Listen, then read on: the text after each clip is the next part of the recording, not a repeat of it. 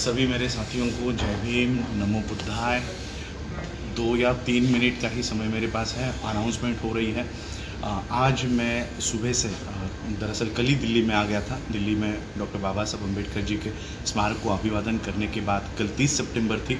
30 सितंबर 1956 को बाबा साहब ने आरपीआई की स्थापना की थी और इसलिए उस दिन के औचित्य को याद रखते हुए बाबा साहब को अभिवादन करने के लिए बाबा साहब के अलीपुर रोड के बंगले पर हम गए और आज सुबह 5 बजे ही हम लोग हाथरस के लिए निकले।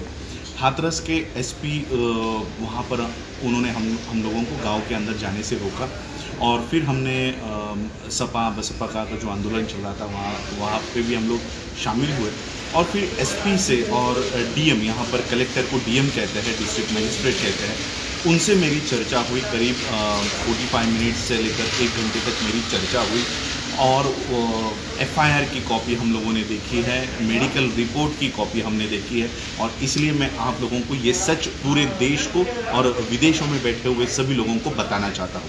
एफआईआर के कॉपी के अनुसार देखिए, मैं आपको एक छोटी सी चीज़ बताना चाहता हूँ। किसी की साइकिल भी गुम हो जाती है ना, तो वो 2 पन्ने का एफआईआर बनाता है, 2 पन्ने की कंप्लेंट देता है। यहाँ पर लड़की के साथ, बच्ची के साथ, अब पहली बात तो ये एक आप लोगों को अजीब लगता होगा, जब ब्राह्मणों की बच्ची के साथ बलात्कार होता है तो उसकी आइडेंटिटी, उसकी पहचान छुपा कर रखते हैं, उसका नाम भी नहीं पता होता। निर्भया का नाम बताओ मुझे क्या है? निर्भया का किसी को नाम पता नहीं है, लेकिन हमारी बच्ची का पहले दिन से उसकी आइडेंटिटी बताई गई कि वो मनीषा वाल्मीकि है, यानी वो वाल्मीकि समुदाय से है, इसलिए बाकी किसी ने आंदोलन करने की ज़रूरत नहीं है। पहला यहाँ पर रूल तोड़ा गया। दूसरा रूल मैं बताता हूँ। एफआईआर हम लोगों ने देखा, सिर्फ 4 सेंटेंस का एफआईआर है। गैंग रेप के लिए एफआईआर किया जाता है 4 सेंटेंस का, और 4 सेंटेंस क्या है? माँ का नाम रामा लिखा गया है, भाई का नाम संदीप है और मनीषा। ये तीनों भी खेत पर, बाजरे के खेत पर बाजरा काटने के लिए रात के 9:30 बजे गए थे और भाई वो घास रखने के लिए घर में जाता है और फिर जो लड़का है ठाकुर, वो आकर मनीषा की छेड़ निकालता है, गला दबाता है और उतने में माँ चिल्लाती है और भाई दौड़कर आ जाता है और ये जो लड़का है ठाकुर, वो भाग जाता है। बस इतना ही वाकया एफआईआर में किया गया है, एफआईआर में बताया गया है। अब पुलिस का ये कहना है कि पुलिस की थियरी देखो क्या है। पुलिस की थियरी है कि उसने सिर्फ गला दबाया था और भाई आ गया तो वो भाग गया और फिर लड़की गिर गई। गिरने के बाद एक ईंट पर, ये जो भाग होता है गले का, ये भाग उसका ईंट पर वो टकराई और ईंट पर टकराने से जबान बाहर आई और जबान बाहर आने के बाद दांतों के नीचे वो आकर कट गया। ये पुलिस की थियरी है। सेकंड 14 सितंबर को ये बलात्कार होता है, 14 सितंबर को गैंग रेप होता है, 22 सितंबर को मेडिकल होता है। 14, 15, 16, 17, 18, 19, 20, 21, 22, 8 दिनों के बाद मेडिकल रिपोर्ट की जाती है और मेडिकल रिपोर्ट देखिए क्या कहती है। मेडिकल रिपोर्ट कहती है कहीं पर भी शरीर पर चोट ही नहीं है। इसलिए मैंने अभी बीएम न्यूज़ का आप वीडियो देख रहे होंगे, उस पर मैंने कहा है कि लड़की को कुछ हुआ ही नहीं, वो अपने आप ही मर गई है, क्योंकि मेडिकल रिपोर्ट कहता है ना तो बलात्कार की कोशिश की गई है, कोई खरोच तक नहीं है मेडिकल रिपोर्ट में। अब मेडिकल रिपोर्ट देखिए कैसा है। जितने भी मेडिकल डॉक्टर्स है सारे ठाकुर है, खुद डीएम ठाकुर है, गुनेगार ठाकुर है, सभी लोग यहाँ पर ठाकुर है और इनके ऊपर ये एफआईआर जो लिखी गई है, मेडिकल रिपोर्ट बनाई गई है, ये इनके ऊपर ना आए इसलिए इन्होंने ये मेडिकल रिपोर्ट दूसरे डिस्ट्रिक्ट से बनवाई है। यहाँ पर आज मैं सुप्रीम कोर्ट के लॉयर लेकर गया था, साथ में सारा उनका ये सुना हमने, उनकी थियरी सुनी और देखिए मेरे पर कितना प्रेशर था। मुझे डीएम कहता है कि आप ये अनाउंस करो कि रेप हुआ ही नहीं था, रेप हुआ नहीं है, ये आप अनाउंस करो, यहाँ से अनाउंस करो। इस तरह का प्रेशर अगर मेरे पर आ सकता है, सोचिए फैमिली पर कितना प्रेशर होगा। हमको फैमिली से मिलने नहीं दिया जा रहा, गांव को बंद करके रखा हुआ है और कहते हैं कि गांव के अंदर तनाव है। तो बताओ ना, तनाव किसने पैदा किया है? गांव के अंदर जाने नहीं दे रहे। पुलिस प्रशासन इतनी निचले स्तर पर गिरी हुई है यूपी की कि सही में जंगल राज क्या होता है वहाँ पर जाकर देख लो।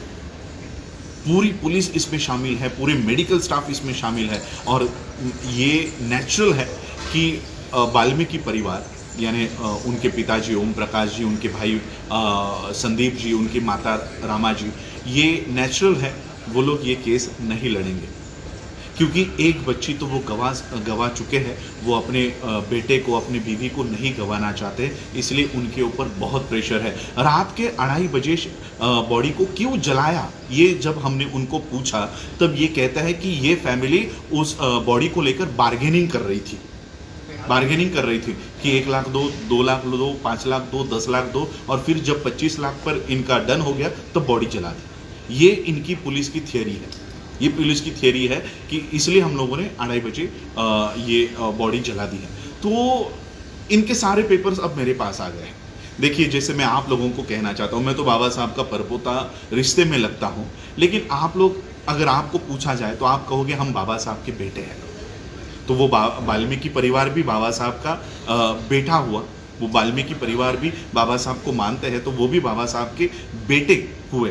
तो इस रिश्ते से अगर वो बाबा साहब के बेटे हैं तो फिर मैं उस मनीषा का भाई हो गया, और इसलिए अगर वाल्मीकि परिवार ये केस नहीं लड़ेगा, और मुझे पूरा विश्वास है कि वो ये केस नहीं लड़ेंगे, वो ये केस नहीं लड़ पाएंगे, क्योंकि अगर उनको जिंदा रहना है तो वो ये केस नहीं लड़ेंगे, नहीं लड़ पाएंगे। और इसलिए अगर वाल्मीकि परिवार ये केस नहीं लड़ रहा है तो अंबेडकर परिवार ये केस लड़ेगा। इसलिए सारे पेपर्स मैं आज वहाँ से लेकर आया हूँ, एफआईआर की कॉपी वहाँ से लेकर आया हूँ, मेडिकल रिपोर्ट्स की कॉपी लेकर आया हूँ, और इसमें इंटरवीन हम लोग करेंगे और ये मांग करेंगे कि ये जो केस है ये यूपी से बाहर चलाई जाए। महाराष्ट्र में, दिल्ली में, कहीं पर भी, बॉम्बे हाई कोर्ट में कहीं पर भी चलाई जाए, लेकिन यूपी से बाहर चलाई जाए। और इसलिए ये सारी रिट पिटीशंस हम लोग डालेंगे, इंटरवीन पिटीशन हम लोग वहाँ पर डालेंगे, और ये केस अब हम हैंडल करेंगे। क्योंकि हम देखिए, केवल उन 4 लड़कों को फांसी पर चढ़ाने से न्याय नहीं मिलेगा। इन डीएम से लेकर, एसपी से लेकर, मेडिकल प्रोफेशन के डॉक्टर्स तक, जब तक इनको हम जेल में नहीं डालते, एक उदाहरण जब तक हम सेट नहीं करते तब तक हम पीछे नहीं बैठेंगे। क्योंकि आज देखो, हम हाथरस में गए थे, मैसेज आता है कि बलरामपुर में भी वही घटना घटी है। कहाँ तक जाओगे, कहाँ तक भागोगे आप लोग, एक दिन थक कर बैठ जाओगे। और इसलिए ये केस में हम लोग ऐसा उदाहरण सेट करेंगे कि अगर पुलिस थोड़ा भी इस तरह का गैर व्यवहार करती है तो उनको भी जेल के पीछे डालने के लिए कोई ना कोई यहाँ पर खड़ा है, कोई तो आवाज उठाएगा जो इनको कानून के तौर पर पकड़ेगा। और इसलिए आज ये सारे पेपर्स यहाँ से लेकर जा रहा हूँ, और within a week intervene application file करके ये सारा मामला हम लोग लड़ेंगे। वाल्मीकि परिवार भी अगर नहीं लड़ता हो तो हम लोग लड़ेंगे, और वो भी बाबा साहब के उस ऑर्गेनाइजेशन से जो बाबा साहब ने 30 सितंबर को बनाई थी, रिपब्लिकन के नाम से हम लोग ये ऑर्गेनाइजेशन को, सोशल नॉट पॉलिटिकल, कोई मेरा पॉलिटिक्स से लेना देना नहीं है, सोशल मूवमेंट हम लोग बाबा साहब की ये फिर से शुरू करेंगे।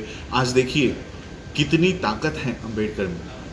आज गांधी को डिस्ट्रिक्ट के बाहर रुका गया, लेकिन मैं वहाँ पर एक अंबेडकर, वहाँ पर एसपी, डीवाईएसपी, डीएम से जाके वो सारे पेपर लेकर आया है।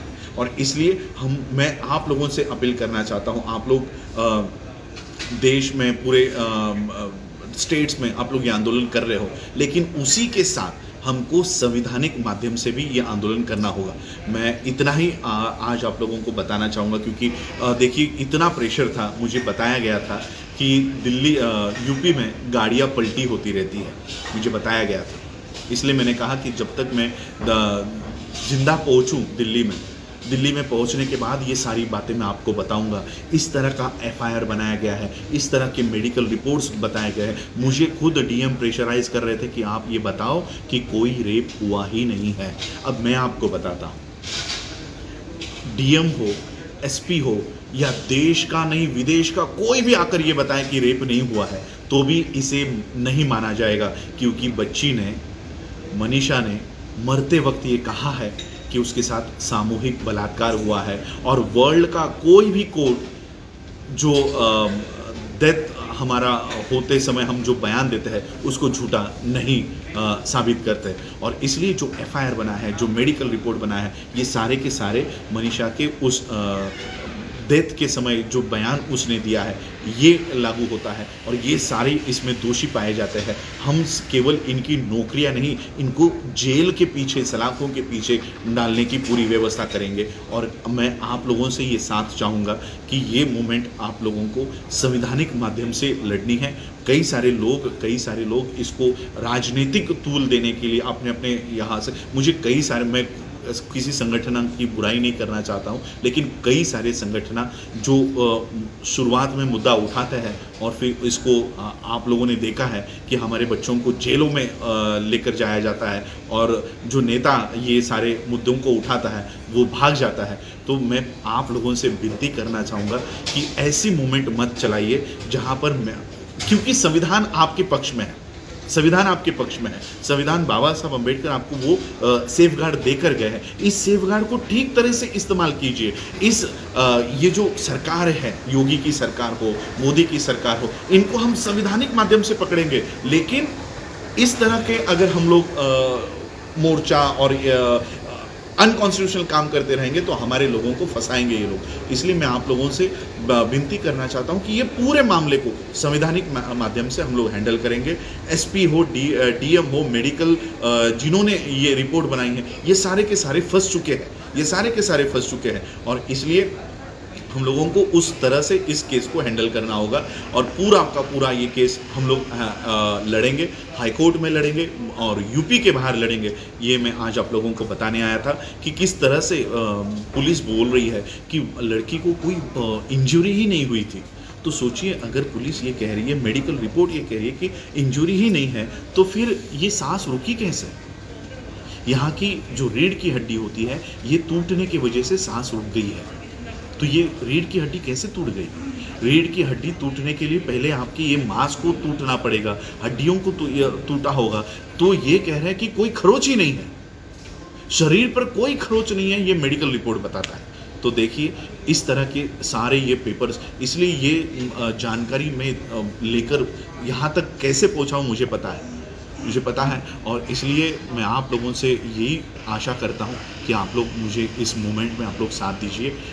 कोई राजनीतिक मेरा इसमें मंशा नहीं है। बाबा साहब के रिपब्लिकन मूवमेंट को हम इस माध्यम से रिवाइव भी कर रहे हैं और देश में जो विपक्ष को मुद्दे उठाने चाहिए थे, जो विपक्ष, नकली विपक्ष कांग्रेस और गांधी ये जो बता रहे हैं, ये वो मुद्दे नहीं उठाएंगे और अगर उठाए भी तो इसकी फ्रीक्वेंसी इनके हाथों में होगी, कब मुद्दा उठाना है, कब मुद्दा गिराना है। और इसलिए ऐसे लोगों के हाथों में हमको हमारे मुद्दों को नहीं लेकर जाना है और इसलिए असली विपक्ष का काम अब बाबा साहब की इस रिपब्लिकन मूवमेंट से हम लोग करेंगे। यही बताने के लिए मैं आज आप लोगों के सामने आया हूँ। आप लोगों ने मुझे सुना, उसके लिए आभार, धन्यवाद। जय भीम।